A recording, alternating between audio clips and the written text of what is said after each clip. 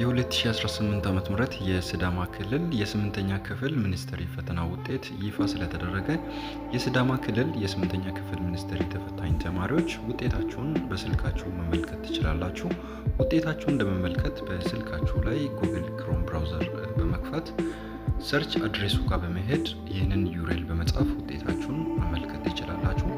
https://sidama.ministry.et ብላችሁ ሰርች ስታደርጉት ወደዚህኛው ፔጅ ይወስዳችኋል። እዚህ ጋር ማይ ሪዘልት በተን ላይ አንድ ጊዜ ክሊክ ታደርጋላችሁ። ከዛ ሬጂስትሬሽን ነምበራችሁን ኦር አድሚሽን ነምበራችሁን ታስገባላችሁ። ፈርስት ኔማችሁን በካፒታል ሌተር ትጽፋላችሁ። ሬጂስትሬሽን ነምበራችሁንና ፈርስት ኔማችሁን በትክክል ከጻፋችሁ ቼክ ማይ ሪዘልት በተን ላይ ክሊክ ስታደርጉት ውጤታችሁን ያሳያችኋል። ይህ ቪዲዮ ለሌሎች ሰዎች እንዲደርስ ላይክ፣ ሰብስክራይብ፣ ሼር ማድረጋችሁ እንዳትረሱ። መልካም ውጤት።